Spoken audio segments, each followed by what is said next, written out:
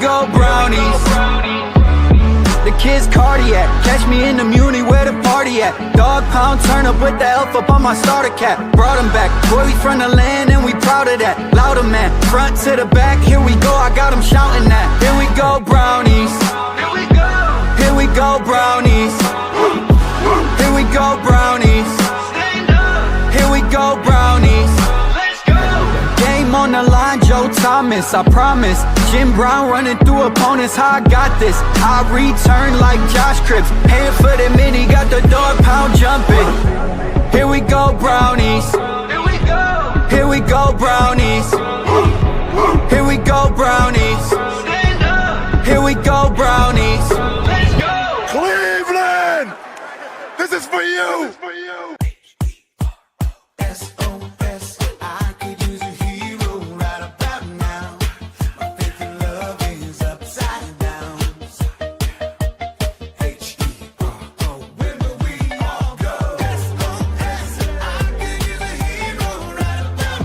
Mr. Hero's turning 60. We're proud to have served your favorite cravings for 60 years in celebrating what we do best. Thanks, Ohio. I crave a hero. Welcome in, everybody, to another episode of the Here We Go Brownies podcast. I'm Allie Ellery, coming at you live from Pensacola, Florida. And joined with me, as always, we've got Dustin. First and foremost, you just heard our friends over at Mr. Hero. Guys, if you don't have it already, please be sure that you download their mobile app. You can get buy one, get one offers just for signing up. Great rewards program that they've got going on there. And better yet, you can even order food from the app. Dustin, how you living? Finally catching up on some sleep. What a trip. Went to the Jets game. Same old results, same old Browns. But it was a great trip. Got to take in New York City. That was a lot of fun to check out the city. Shout out to Noah, the president of the Big Apple Browns backer. I easily had over 500 people show up for that. So that was a lot of fun to take in and do that. And then just taking the city and the tailgating. In Cleveland, all the Cleveland fans that are there. They have a huge club there, and you realize how many transplants of Cleveland people moved to New York. So pretty cool to take that in, and not undefeated at football games, but undefeated at fandom.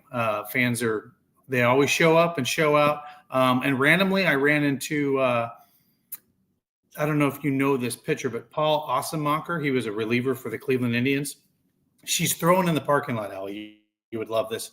And she's just nailing these passes, and she's telling me to back up. And I'm like, this girl's got an arm on her. And she goes, yeah, I'm Paul Ossenmacher's daughter.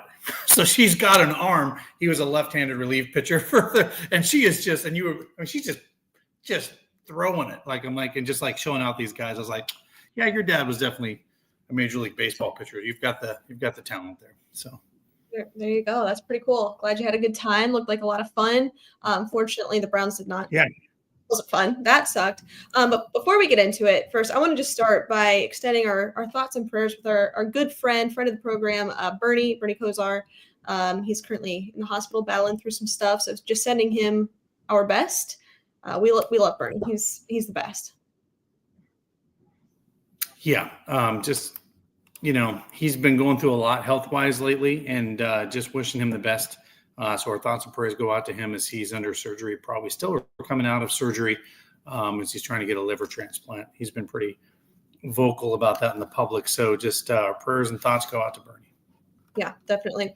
Let's talk about the Browns. We didn't do a post-game show, you and I, Dustin. I did one with David. It wasn't fun. It wasn't something that we enjoyed doing. Just seems like every week this team just finds a different way to lose. And, I feel silly because we do our keys to a victory every single week. And so often we say, hey, if you win the turnover battle and you play a clean game of football, which, the Browns were able to do, but, they were net negative in special teams. That's just a new way to lose. And you keep the Jets from really doing anything offensively in the second half, or really any point during the game. Justin Fields wasn't able to throw the ball downfield.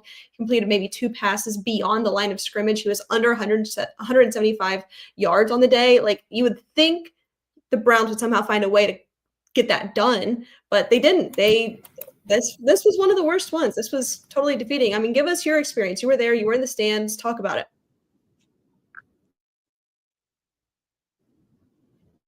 Watching a game starts out pretty good. Dylan from the 4-yard line goes right down the field.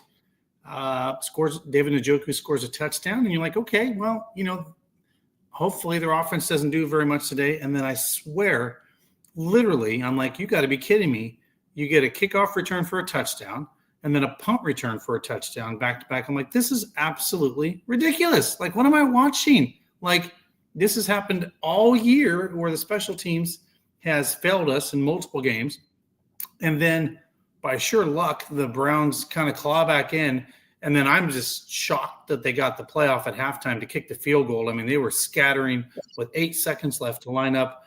I thought they were going to spike it. And I'm like, no, they're going for this field goal. And sure enough, they got through the uprights to be 17 all at halftime. What's that? I said they couldn't spike it. They were in that situation. I mean, it was like what happened down there in that situation. It was very impressive that they were able to do the fire drill, get out there and kick a field goal that ended up being good. But prior to that, you take an entirely unacceptable sack and you are unable to call a timeout. Like you don't have any other option but to execute a fire drill. That was the only option. It was a miracle that they got and that I was off. Like, terrible that they were in that situation. And I was shocked. Yeah, and I was shocked that they actually got it off. For me, I was shocked that they actually even got off that. So, yeah, Dustin, you've got quite a delay on your end, so I'm not sure if you need to refresh or anything. But you got a little bit of a delay there. Just let's open it up here to the stats of the game. I mean, this wasn't pretty at all. But offensively, Dylan Gabriel, 17 of 32 for 167, 2 touchdowns. We sacked 6 times. I mean, that just blows. That sucks. QBR 51.8. Quinshawn had a better day. They were able to get the ball moving on the ground a little bit. He had 75 total rushing yards, averaging 3.4 a pop. Dylan Gabriel, he scrambled. He made some plays with his legs, 5 for 54. I was impressed with the split for offensive play calling with Tommy Rees. I thought he provided maybe a new look, a different perspective offensively. Pretty split on what they wanted to do, about 50-50 really for total pass plays and total run plays, which was good. This offense looked like it had a little bit of life. Jerry Jeudy, he had his one of the better games of his season, six receptions for 78 yards and a touchdown. Harold Fannin Jr., 4 for 44. David Njoku, 2 for 21 and a touchdown. So, they were able to do some things. Malachi Corley on 2 jet sweeps that had positive plays. They were able to build off of that. That's not something that we've been able to see with this offense. But then you turn it over to the Jets. This is astounding that they didn't win this game. Listen to this. Justin Fields was 6 for 11 for 54 yards, 1 touchdown, 1 interception, sacked 3 times on the day, but the QBR is 15. And they still beat the Browns. Breece Hall, they were able to contain him. He had 83 yards, so maybe they didn't contain him necessarily, but he wasn't a huge dominant threat. Justin Fields had 28 rushing yards. Breece Hall was the leading receiver for this team. He had 1 catch for 42 yards. So the leading receiver for this team had 1 catch. Outside of that, Isaiah Williams, 1 catch. Mason Taylor, 1 catch. John Mechie, 1 catch. So they weren't able to do anything. So that's just what happens. You have to have, if you want to win football games, you have to be at least net neutral in special teams. Obviously the Browns were not that. Well, also with those stats, I think it's the first time a team has won since 1950 with the stats that you just, let me say that again. That is 75 years. The Browns keep finding ways to define their own magical misery. It's crazy to me that a team would, we always talk about this, and we've done this on previous shows this week or this year. If you looked at the stat line and I just gave it to you and you said, okay, which of these teams won? You're like, well, that team won, clearly based on what I'm looking at. Oh, no. The Browns define logic and say, no, we will find a way to lose a game and be a statistical nightmare in the NFL for 75 years. So now I think the Browns have now broken 2 records in 75 years based on the stats they've put up. It's insane. It's absolutely insane. That sucks. This isn't fun. I don't like that the Browns find ways to not only lose, but lose in historic fashion. to be able to Right. say only 200 teams are come out with a win in this situation, except for the Cleveland Browns. I'm just so sick of that. So sick of that. All right, Dustin, I think he's Nope. I'm just moving. You're good. I'm just He's moving. moving. You're good. All right, cool. Well, while you get set up, I want to tell you real quick about our friends over at Stadium Mustard. Guys, if you don't have Stadium Mustard in your kitchen this season, you are doing it wrong. The iconic brand, the iconic taste, love from ballparks to backyards and everywhere in between. Stadium Mustard is a smooth brown mustard rich in both taste and tradition. By the way, by millions, be sure to head on over to stadiummustard.com to shop now. Right there, I was struggling to get this graphic pulled up and also my read script. But I want to say we've done Stadium Mustard so much that I just have that memorized. That was easy. I was to say you probably dream about that, because when I hear you do that, you're like, you could literally read a commercial, in my opinion, for Stadium Mustard, because you have it like I can't do what you do. Love from back ballpark stuff. I mean, like you can do it like. We'll go live. We'll do something.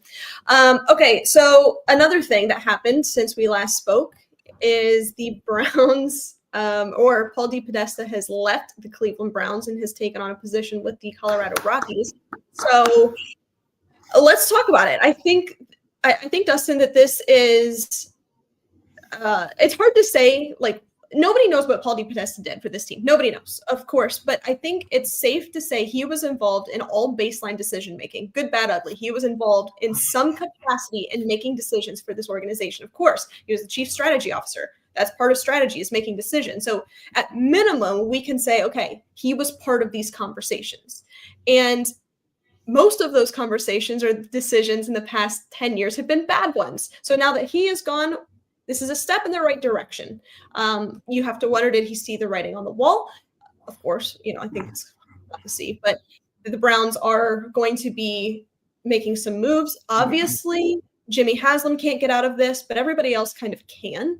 So I think this was definitely a step in the right direction. We all know how this is going to go, probably over the course of the next, obviously for the rest of the season, but into the offseason, that the Browns are most likely going to be making some selections and hires at coaching positions and executive level positions. So just opening up the floor, let's talk about it. I think this was a good thing that he has left the organization. And while it doesn't really solve anything for this season, it should give us a little glimmer of hope that maybe Jimmy is better and some change will be coming.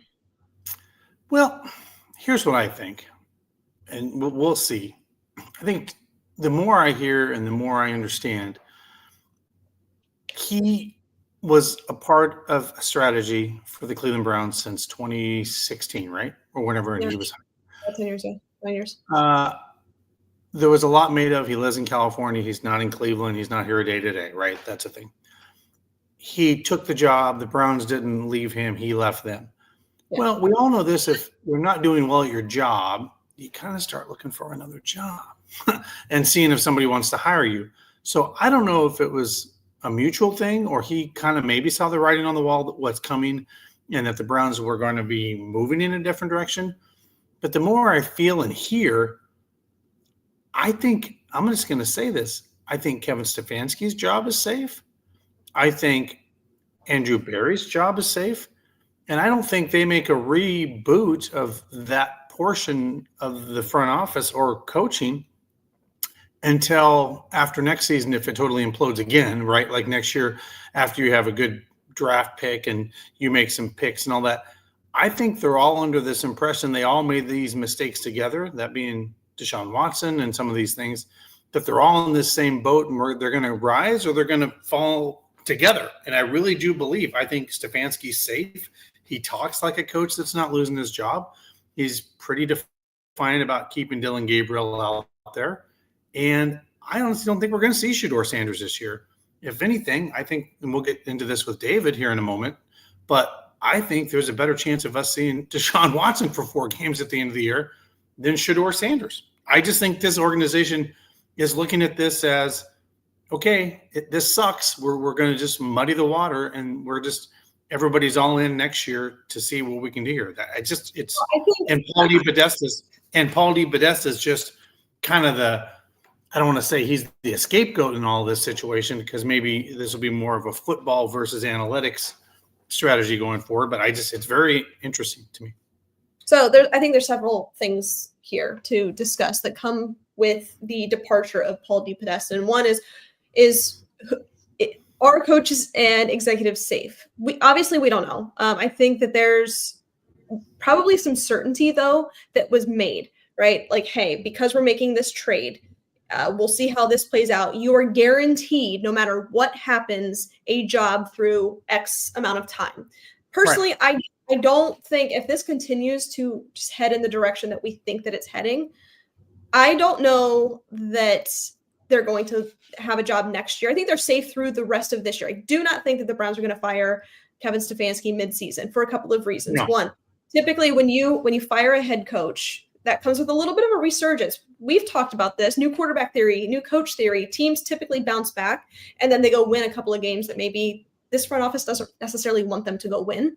So I think that's one reason that if they do move off of Kevin Stefanski, that's going to bring some positivity to this team that Jimmy probably is like, you know what, let's hold tight and see what pick we can get.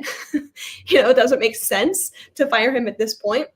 And I think also the other element of Kevin having some reassurance that he's safe through this year, part of that, you're handing play calling responsibility over to Tommy Reese, that is. And you mentioned coach speak.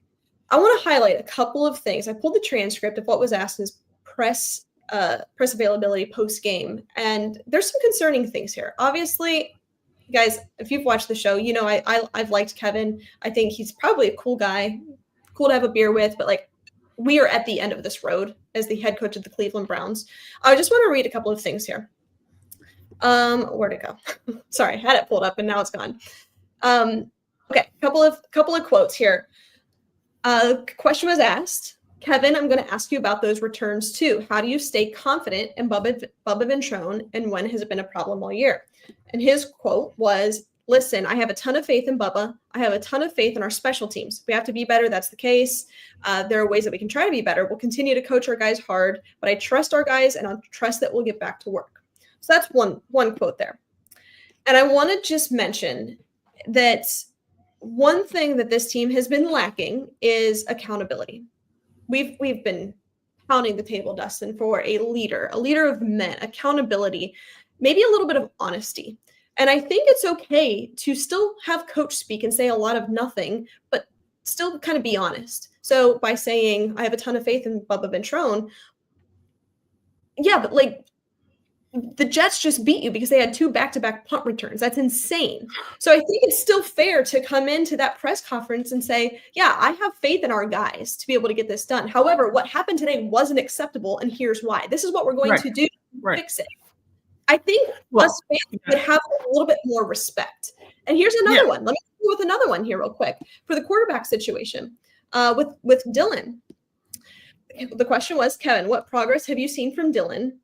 Start 1 to 5, and what areas have you seen drastic improvement?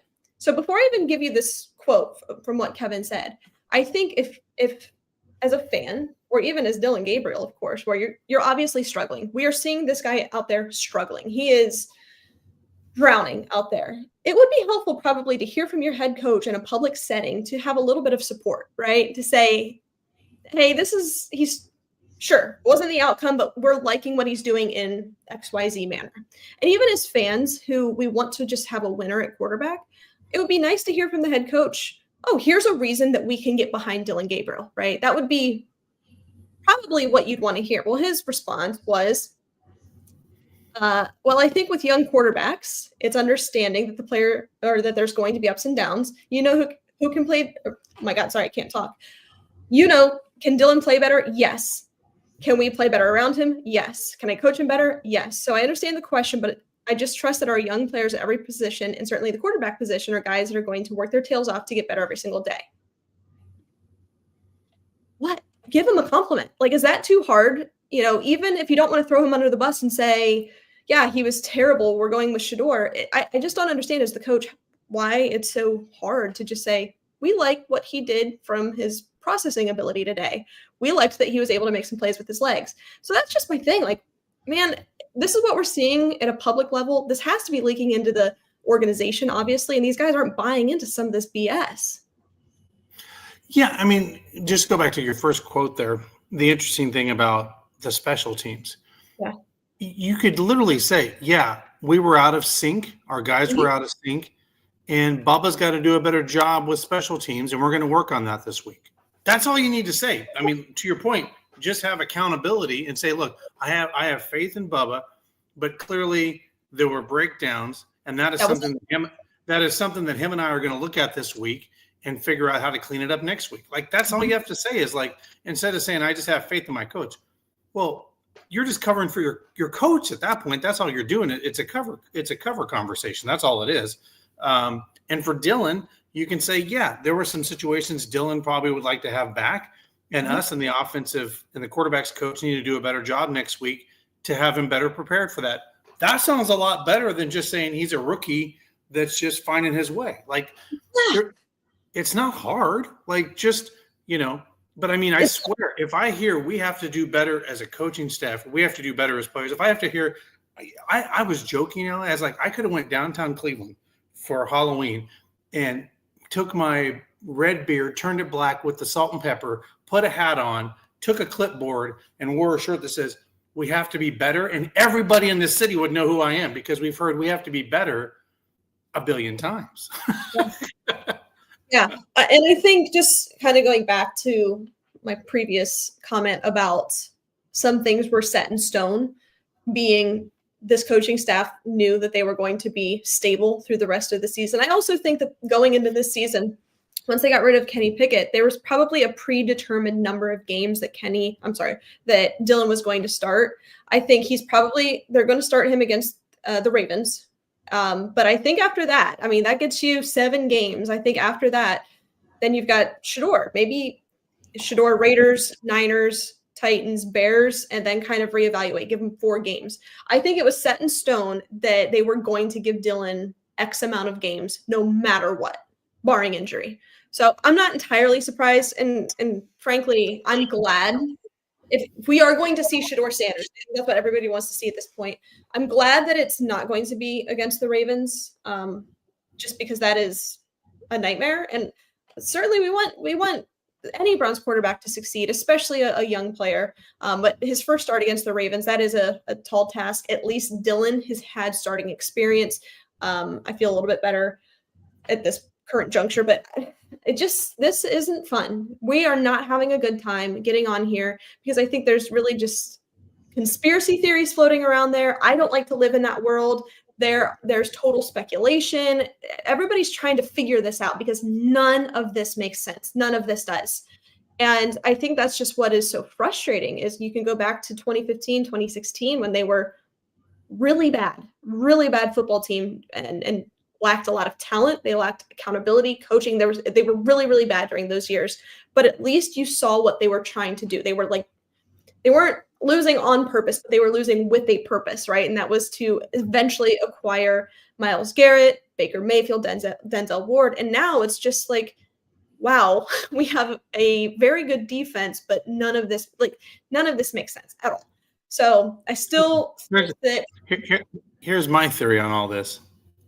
They're going to do the most Browns thing this weekend. They're going to beat the Ravens because they're going to go beat teams. They're going to go beat teams they're not supposed to go beat because it's a home game, and they'll beat the Packers at home and teams they should lose to, and then they go lay an egg in New York. I mean, that's so Browns. It's not even funny. Yeah, you're right. But you're right about you don't want to throw someone like Shedeur Sanders out there. I got to see it live a couple years ago when they threw DTR out there to the Ravens, and we all saw what that horrendous outcome was for him when he found out just a few hours before because of the injury that he was actually going to start in that game. But, yeah, it's just – but, we'll get into it. I don't think we're going to see Shedeur Sanders at all, and I really mean that just based on coach speak. Like, he is so adamant. Like, he doesn't even flinch when he gets in that press conference. Like, who's your starter next week? Dylan. Like, he does. Like, it's not even. I mean, he could have thrown multiple picks in that game, and it's Dylan. Like, I think unless Deshaun Watson's healthy, I really do think we're going to keep seeing Dylan. We're going to get a spoonful of Dylan till the end of the year, unless.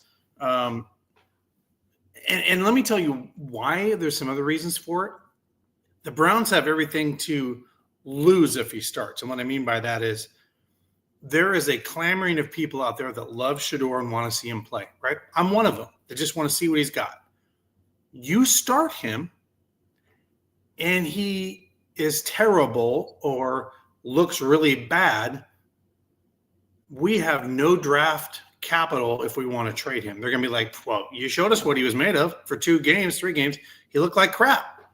Now, there's only a small sample size in the Carolina game where he looked good, and nobody else has seen his potential. So I don't think, if I was betting, I like to sport. I don't think he's going to start. I don't think we're going to see him. How would they anticipate that they could get draft capital for him in the first place? He was a 5th-round pick. I mean, if he was anybody other than Shedeur Sanders, to take the name away from it, we'd say that would be a crazy thing to say if he wasn't Shedeur Sanders. You're only saying that because he is Shedeur Sanders. Because Yep. Right. So, I mean, if this were Dylan Gabriel, right, if Shedeur Sanders was the 3rd-round pick and was out there just laying an egg and we're like, hey, we want to see Dylan, you wouldn't have said, oh, let's see what draft capital we can get for him. No, it doesn't matter. Both of these guys are 3rd and 5th-round picks. It is a shot in the dark regardless. So there is no draft. I wouldn't even consider either of them assets at this current juncture.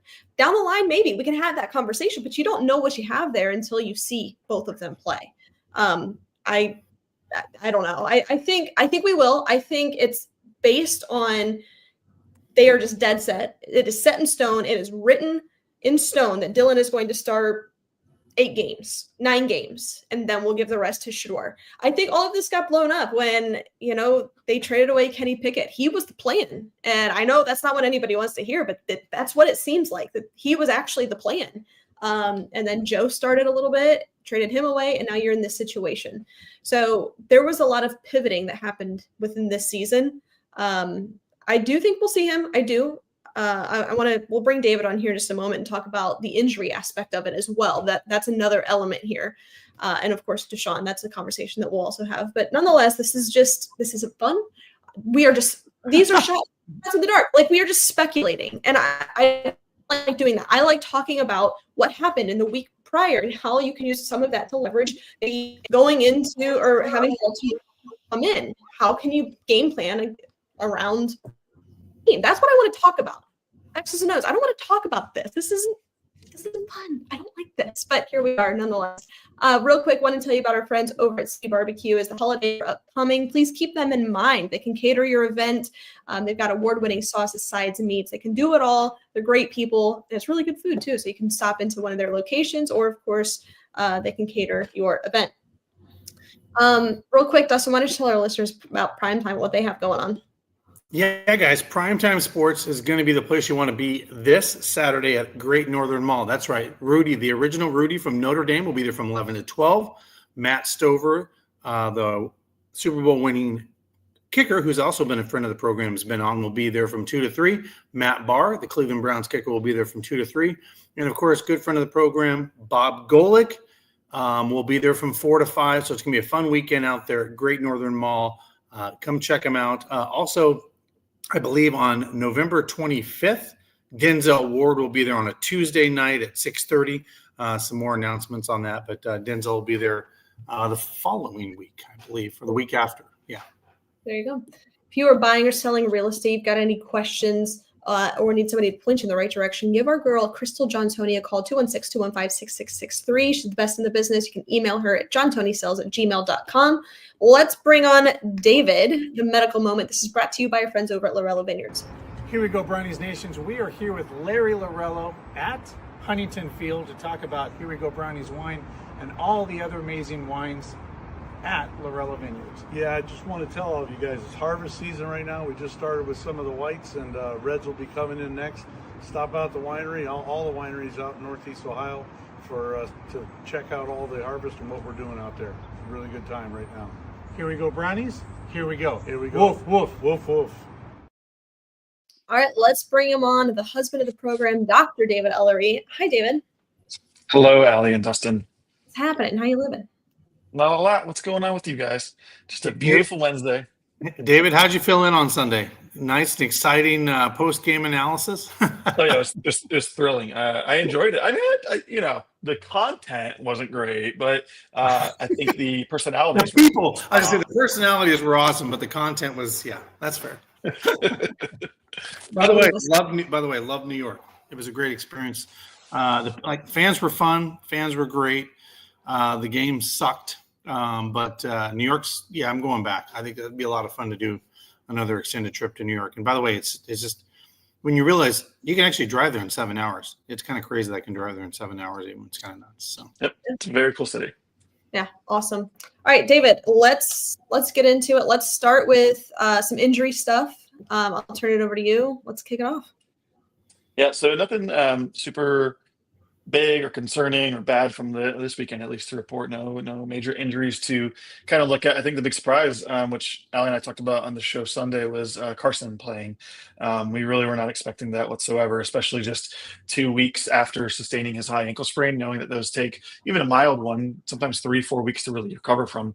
That being said, he is on the injury report from practice today, but it is not for his ankle. It is for his shoulder. So he was a limited participant in practice. Sounds like the ankle shouldn't be giving him any trouble this weekend, and I would imagine he'll play. I mean, you're literally gonna have to cut this guy's arm off if you don't want him to play. He is a trooper. He's a soldier out there. Other injury reports: Alex Wright did sustain a quad injury in the game and was ruled out for the rest of the game, and he did not practice today. So that's a little concerning. It's likely a contusion or a strain of the muscle, of the quadriceps muscle. But I mean, for any athlete, any football player, that can be pretty impactful because that's how you run. That's how you straighten your leg. That's how you get your leg kick. And so, at any rate, if this is a grade 2 or higher strain, we may not see him on Sunday. It just depends on how he does tomorrow and Friday going into practice. Other guys who are limited in practice include Cedric Tillman with a glute injury, Cornelius Lucas with a back injury, Harold Payne Jr. with a hamstring, Isaiah Bond with a foot, and Jerome Baker with an Achilles injury, but he was limited. So it's not like an Achilles tear, just some tendonitis, I'd imagine. But again, all these guys were limited. The only one who did not practice was Alex Wright. And then some other guys who weren't practicing due to rest include Batonio, Myles Garrett, David Njoku, and Denzel Ward. So they're just getting their regular rest in during the week. So, I mean, all in all, the injury report is actually looking pretty good for this point in the season, coming off kind of a grueling, sloppy game like the one on Sunday.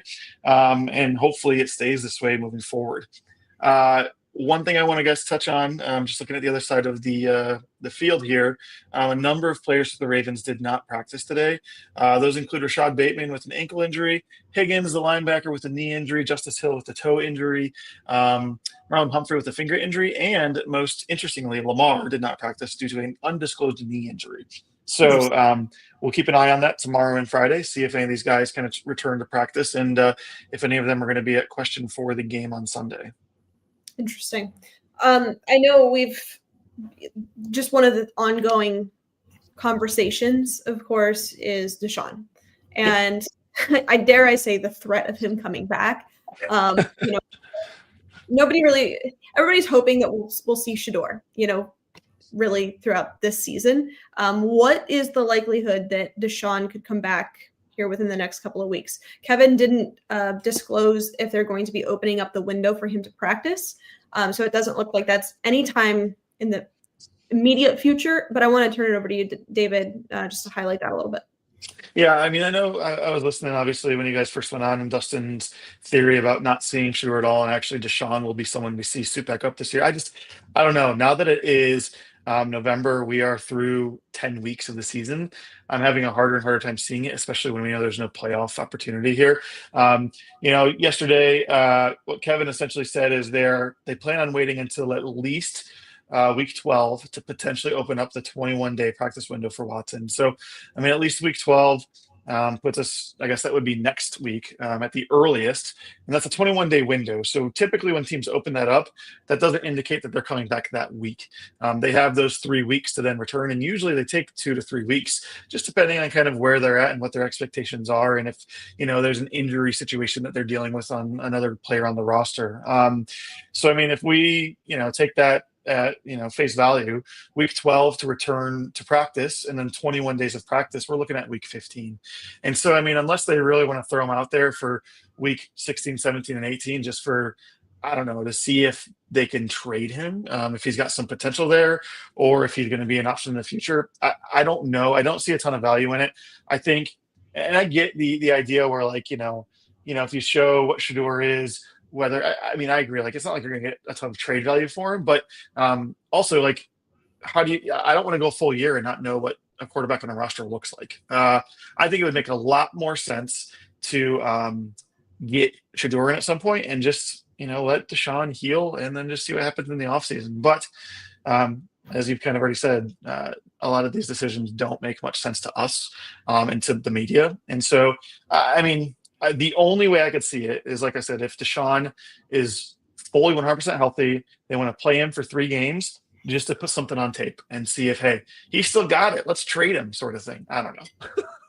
Oh, that is some wishful thinking, right? I mean, I don't know. This is such an interesting time to be a Browns fan. You're so conflicted. There's so much conspiracy. There's so much speculation. I just miss the days like going into the 2018 draft where it's like, okay, no matter what, we know that the Browns are going to be taking a quarterback with one of their 2 first-round picks. And now we're heading into this upcoming draft with 2 first-round picks, and we don't know that they're going to take a quarterback. We're hopeful that they are, but you never know with this team right now. There is no certainty at any level with anything or anybody. And Dustin, that just makes me, going back to your point about the coach speak, one thing that I've learned in Kevin Stefanski's tenure is to pretty much never listen to him, never believe what he says. So I don't know. This perfectly kind of sums up how I'm feeling. Jason describes it here, and it's just the poop emoji. So true. So true. Well, and here's where the whole Deshaun thing is, and I want to get your guys' opinion on this. The Browns are kind of in a quagmire, and what I mean by that is because of what the Jets have done to leverage the 2026 draft, and we know they desperately need a quarterback like us. At this point, I only see 1, maybe 2 quarterbacks that are top 10 worthy. And if they're manipulating the top of the draft because of all the picks they now have in the first round, I don't even think the Browns can, unless they're giving away their entire war chest, get to the number 1 spot. Even if they kind of lay an egg the rest of the season. So if that's the case, here's the crazy scenario, because, if you have a person with your company that's making $80-some million a year, are you just setting him? Because you're basically saying that you're going to set Deshaun Watson all of 2026 on the bench when you owe him $90 million. It's like, I think the Browns have a lot of things to figure out in the next 6 to 8 weeks, like where they're going to go with this, because that's a big cap hit next year to have him sitting on the sidelines. And if there's not like a guy that you can literally go get at number 1 and you think is going to start day 1 for you next year, there isn't that guy out there. I just don't think. Now, the quarterback at Indiana, I like that guy. I think he's awesome. I think he would be great as a Cleveland Brown. I just don't know if we can get him. Look, I think it's this happens every year where you say, oh, next year's quarterback class. It is next year's quarterback class. And how many times have we said you have got to stop kicking the can down the road? And I think that if you are the Browns and you identify, hey, we've got a very good defense. We have some hope that in the next 2 to 3 years, and not a long-term rebuild, but as a reset, as you phrased it, Dustin. If we can figure this out in 2 to 3 years, maybe the cost of not playing Deshaun Watson creates more of an opportunity for somebody else to come in. It kind of outweighs. So what? I've worked at companies before, my current company even, where you've got somebody and they're making good money, but they're not getting the job done. But you can't just necessarily cut them or fire them for whatever reason. Maybe they're, you got to wait for that right moment. So hard to say, but what we do know, and this is where I don't like to live in a world of conspiracy and speculation. Let's talk about what we know. We know that the Browns have 2 first-round picks next year. They are quarterback needy, regardless of whether or not Deshaun Watson's on the team. They need to take a quarterback. And there's a couple of guys, and I don't want to make this the quarterback show. We'll have plenty of time to talk about the head coaches and quarterbacks of the Cleveland Browns, and I don't want this to be that. But, you've got Fernando Mendoza, who is pretty good. I'm interested. You've got Dante Moore at Oregon, who I'm interested. We can have a conversation about that. You've got Ty Simpson. I'm very interested. I think that there's a couple of guys that maybe if it's the right situation and depending on who is behind the offensive philosophy, sure, we can. I'm interested. But what I'm not interested in doing is saying, oh, well, let's just bring in Kenny Pickett and see what happens. Or let's just bring in, unless you're trading the picks to go get Justin Herbert are a known commodity. I have a hard time with that. Now, speaking of, there's some rumors going around right now on Twitter that Joe Burrow is unhappy in Cincinnati, and the Jets have essentially 15 first-round picks in the next couple of years. Go get Joe Burrow. That's a win-win for both teams. And I'm like, well, that's interesting. But crazier things have happened. Hey, he can just stay in Ohio. You can bring Joe Burrow up just move him up north. I'm okay with that because guess what? The Browns are really bad at trying to figure out how to draft a quarterback. There's a well-known commodity. He's got no baggage. Never happened. Likeable. Like, yeah, you can give our next 5 first-round draft picks just to put the quarter. I'm okay with that. Hey, by the way, you already got Joe Flacco. We're already trading with the team. Let's go. Yeah. We're already So making return the favor with Joe Burrow. Exactly. Yeah. All right, sign me up. Real quick, before we get into continued football talk, I want to tell you about our friends over at We Bleed Ohio. Guys, you can get your official Here We Go Brownies podcast hat, t-shirt, sweatshirt over at We Bleed Ohio Apparel, or they can do some really great football, basketball, baseball designs. Please be sure to check them out, as well as Lake Erie Distillery. Dustin, why don't you tell our listeners about Lake Erie Distillery? Yeah, guys, check them out. Get them at any of your local liquor outlets or ask for it at your local bar or restaurant. Check out their #1 selling dill pickle vodka in the state of Ohio, and also Burning River Cinnamon Whiskey and all the great bourbons and other drinks they have. Check them out at LakeErieDistillery.com. There you go. All right. I feel silly talking about keys to a victory. I don't know if you were listening to the first part, David, but I said essentially, in a world where we're writing down our keys to a victory and trying to act like we know a little bit about football, last week we said, okay, if Quinshawn can get north of, I think you said 85 yards or so, which he was right around there, and you can win the turnover battle, which you did, and you can limit the Jets offensively, which you did. Justin Fields had 54 passing yards on the day. You would think you'd win that game. So I feel kind of silly giving keys to a victory because I don't know anything, clearly. So let's talk about maybe not necessarily keys here, but how do the Browns host? They're hosting the Ravens, right? This is in Cleveland. This game's in Cleveland, yeah.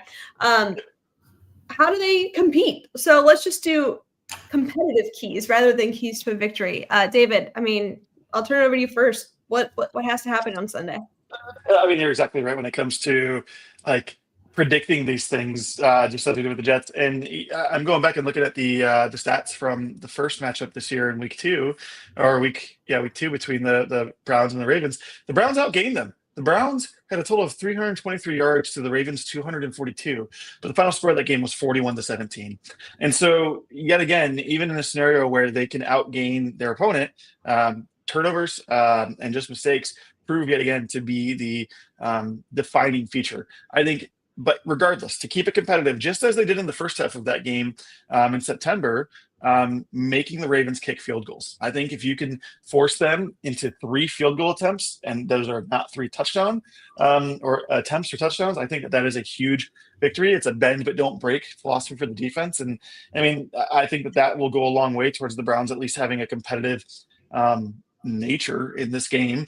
And then just as we say, probably for every time they play the Ravens, containing Lamar. It's all about the defense here. It is all about making sure he doesn't burn you with your legs. And so far, they've done a really good job. I mean, we know how good their defense is. And as long as they can keep it balanced and play complementary football and allow the offense to at least have the ball with opportunities, I think they can at least keep it close or at least competitive, as you say.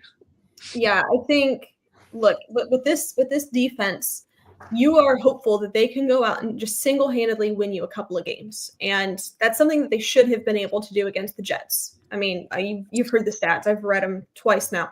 They should have been able to put that one away. You should be able to put the trust in your defense for them to go in to New York and just kind of smother the Jets. And they did. They did do that.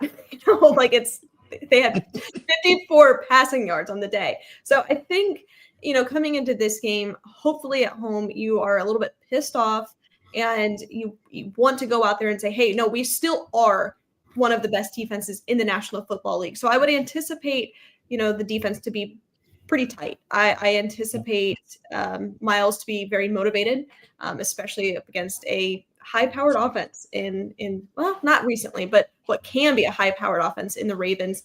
I think you've got to have net neutral special teams. Like that is a key here, and that's always a key. I know that sounds silly because I talk about fundamentals. Oh, win the turnover battle, you win the time of possession, and now keeping it at neutral, that should win you the game. What do I know? So defense has to perform. And Dylan, he's got to play another clean game. If he's going to be the starter, they've got to have, similarly like they did against the Jets, kind of an even split in terms of the marriage between the pass and the run. Quinshawn's got to have a big day. I'd like to see him get over 3.5 a pop. I'd like to see him closer to 4.5. That'd be great. That shows that they're able to do things against pretty good defense. But offensively, just a clean game. And, for Dylan to feel a little bit more comfortable, I like him making some plays with his legs. I'd like to see that continue. Dustin, what you got? Well, they got to score 30 points. I'm going to start with that because every game I'm looking at here on the schedule, every team's beat them when they've won 23, 26, 27. They've beat the Browns. And by the way, what did the Browns score again last week? 20 points. That god-awful 20 points they can't get past. So I think the Browns need to have an offensive kind of outburst in this game. Maybe 28, maybe even 27 points can get them a win. And then they got to contain Lamar Jackson in this game. Keep a spy on him and keep him in check for this game. We seem to do pretty well against him, and limit him to what he can do. And then I think Quinshawn probably has to be close to 100 yards in this game because I think the Browns are going to win this game with long, sustained drives and obviously win the turnover battle. I mean, that sounds redundant, but I do think the Browns need to put some long, sustained drives because the best Browns team is when Lamar Jackson's on the sidelines. And I think if we can win the time of possession in this football game, we'll have a pretty good chance in this game. But I think we got to put like 28 points on the board because clearly if we're not a team that's built this from coming back. If we're down 14-0, 10, we're just not a team that's built to come back. You got to put some offensive firepower out there and kind of put them on their heels in this football game to even have a shot. Because I feel like we were doing that against the Jets, and then that punt return and that kickoff return just kind of neutralized everything again because it was tied at halftime. I think you really got to put 14 points up on this team early and then build on that because if you don't, I just think it's going to be kind of like the last one where it just got out of hand. Yeah, this is not a team that is built on coming back at all. I don't know that we can continue long sustained drives. I'd be very interested in that. They just have not shown the ability to do that. So appreciate the optimism and the hope that they can go in and score 30 points. I'd like to see it. I'm not saying they are. I'm saying they got to do that. No, that's what they have to do. I think it's just a very, that is hope. We've been able to do that. I know. I hear you. All right, David, thanks for joining us. I don't really want to do score predictions. We can just not do that this week. Maybe. But, I'm okay with that. Thank you for joining. We appreciate it. Go Browns. Thanks for having me. Go Browns. Go Browns. All right, that is the Medical Moment brought to you by our friends over at Lorello Vineyards. Before we get into our games, Dustin, why don't you tell our listeners about Southern Tier Brewing? That's right, guys. Head on down to Southern Tier Brewing in downtown Cleveland where you can get the exclusive the Here We Go Brownies Brown Ale. That's right. That's our own Here We Go Brownies Brown Ale. And also our Christmas party is going to be December 18th from 7:30 to 10:30. Come join us Thursday night, December 18th. Open to the public, free. Hanford Dixon will be joining us. Also, Greg Pruitt and Bob Golick. So we already have 3 alumni that are going to come down there and join us and take in the festivities. So we're going to have a lot of fun down there. There you go. While you're downtown,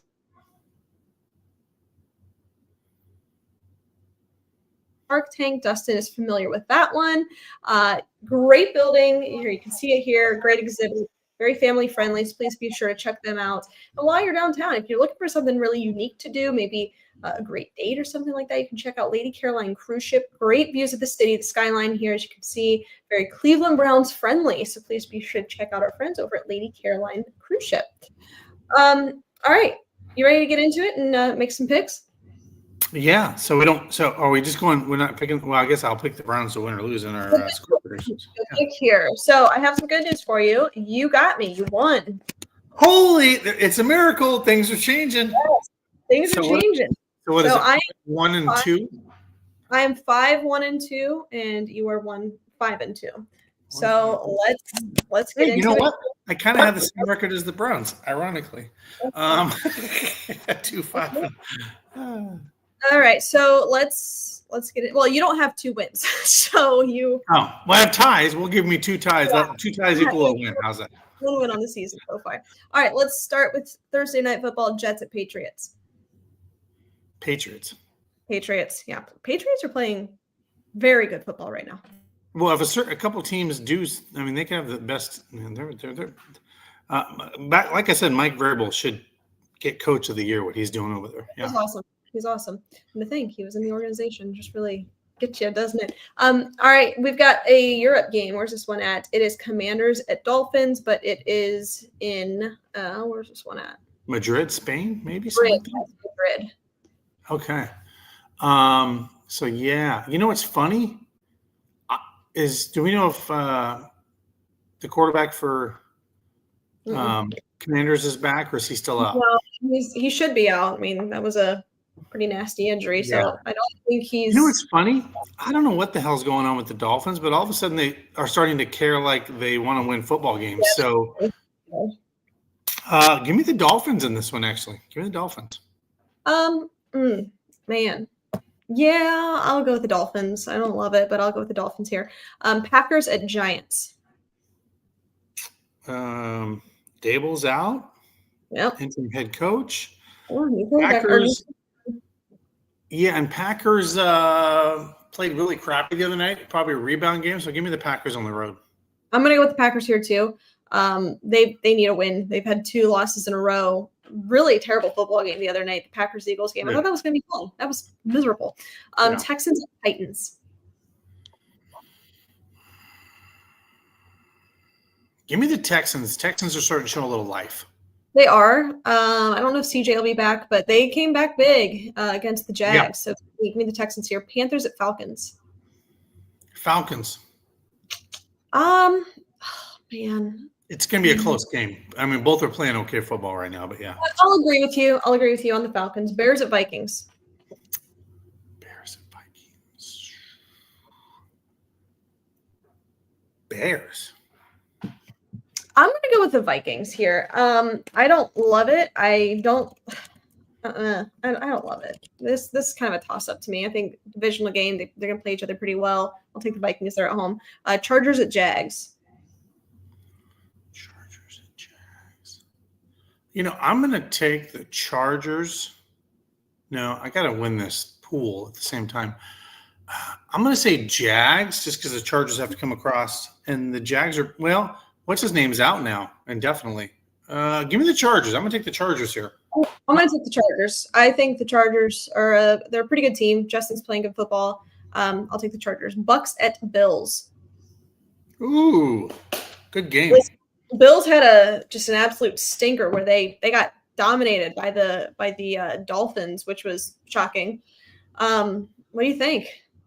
Well, Baker can play in the snow and the elements because he played in Cleveland. I think the Bills need to have this is at Buffalo, correct? Yes. Give me the Bills bounce back game, but this should be a really good, fun, and entertaining game to watch. This is going to be a good one. I'm excited for this one. I'm going to go with the Bills strictly because they're at home and they need a bounce back. That was a bad loss. Bengals at Steelers. The battle of the 40-year-olds. Joe Burrow's practicing, but he ain't going to play this week, obviously. God,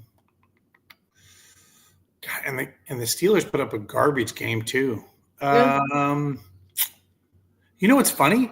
Just because of that, I think I'm going to take the Bengals because the Bengals seem like they have more offensive firepower right now than the Steelers. Give me the Bengals to win it on the road, actually. I'm going to take the Steelers in this one. I think they desperately need a win, and it's at home, so that's going to give them the nod. Niners at Cardinals. Niners. Yeah, give me the Niners here too. Seahawks at Rams. Rams. Yeah, look, this is going to be a game. These are 2 teams that are just elite right now. I think that And the they Rams hate each other. And they hate each other. Rams might be top to bottom one of the best teams in the league right now. Seahawks offensively, they are just insane. I'm going to go with the Rams in this one, but I wouldn't be surprised either way. What are you doing? You're doing the Rams? Yes, Rams. Rams. Chiefs at Broncos. Ooh, this can be a good game.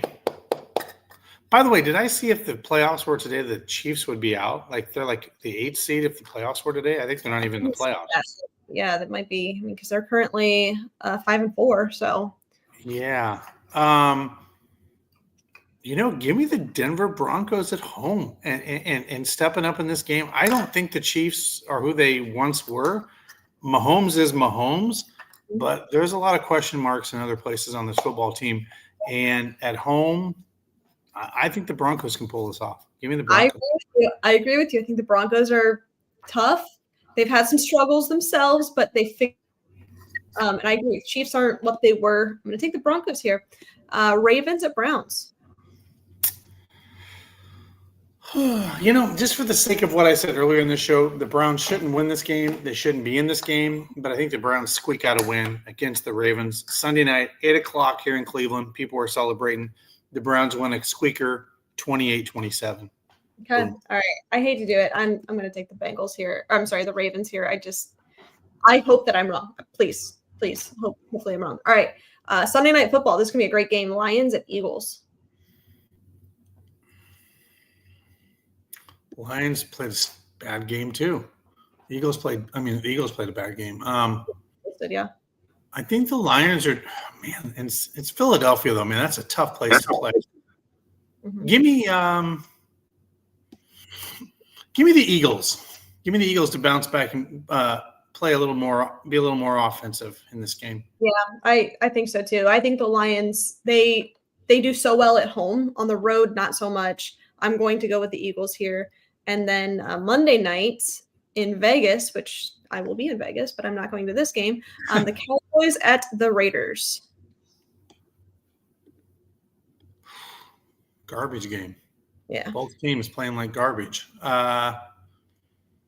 Give me the Raiders. Monday Night Football, they show up. It's Monday Night Football under the lights. Give me the Raiders, actually. I'm going to take the Cowboys here, and you are taking the Raiders. So I've got the Vikings, you've got the Bears, I've got the Steelers, you have the Bengals, I have the Ravens, you have the Browns, and I have the Cowboys, and you have the Raiders. So those are the games that we have differently. There you go. There you have it. Dustin, any closing thoughts here as we wrap up? The only thing I was going to say is Bernie Kosar responded to our social media, so maybe he's out of surgery and he's at least coherent, and maybe he made a post. He is out of surgery. He's in it, so that's great news. Yeah, as I say, he liked our post, so he's clearly doing. By the way, if anybody knows Bernie, he is, God bless him, runs his own social media for good, bad, or for worse. So if usually you see something from Bernie, it's probably from Bernie. So, but I didn't know that he made a post-op, so that's good. So good things to hear. Good things. All right, that's all I got. Let's go ahead and wrap up. We appreciate everybody for tuning in. Stay safe, stay healthy, and as always, Browns fans, go Browns. But first,